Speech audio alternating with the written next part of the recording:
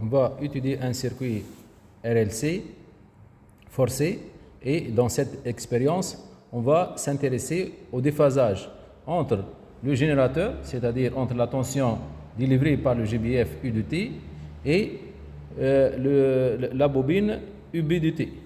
Donc pour cela, on va réaliser le circuit suivant. Donc un générateur, donc du générateur, on passe vers la bobine. Donc ça c'est la borne commune si vous voulez. De la bobine, on passe vers un interrupteur pour fermer et ouvrir le circuit.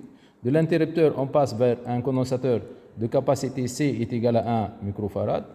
Puis un résisteur de résistance R est égal 100 ohms par exemple. Puis on ferme le circuit, voilà, vers le GBF. Et on va visualiser la tension aux bornes du GBF sur la voie CH1. Donc c'est une tension, comme vous remarquez, une tension sinusoïdale. Donc sur la voie CH1, donc sur la voie CH1. Sur la voie CH2 maintenant, on va visualiser, ça c'est la voie CH2, donc on va visualiser la tension aux bornes de la bobine. Donc on va s'intéresser, si vous voulez, à la variation de la fréquence aux bornes, la fréquence délivrée par le GBF, et on va voir chaque fois le déphasage entre la tension aux bornes de la bobine et la tension aux bornes du générateur. Voilà. On ferme maintenant le circuit. Donc, on observe la tension aux bornes de la bobine, donc UB de T. Ça, c'est la tension aux bornes de la bobine UB de T. Et ça, c'est la fréquence affichée, délivrée par le GBF. Donc, on est à une fréquence égale à 141,88 à peu près 142. N'oubliez pas que la fréquence propre est égale à 159 Hz à peu près, puisqu'on a pris L est égal à 1 Henri, C est égal à 1 microfarad. Donc tout calcul fait, on trouve N0 est égal à 159 Hz.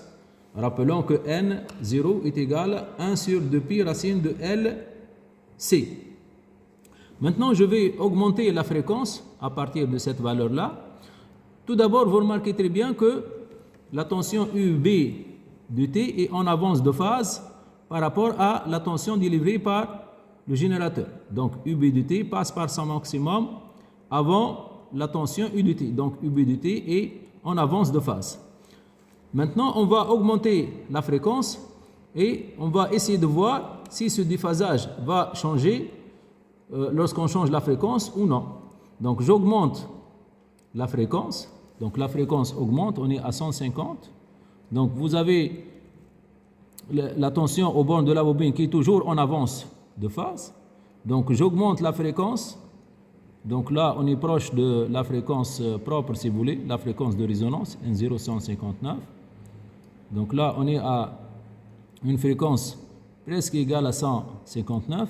Et vous avez la tension aux bornes de la bobine qui est toujours en avance de phase. Donc si on augmente le calibre, donc là vous avez une tension qui est toujours en avance de phase par rapport à la tension excitatrice, c'est-à-dire par rapport à la tension délivrée par le générateur.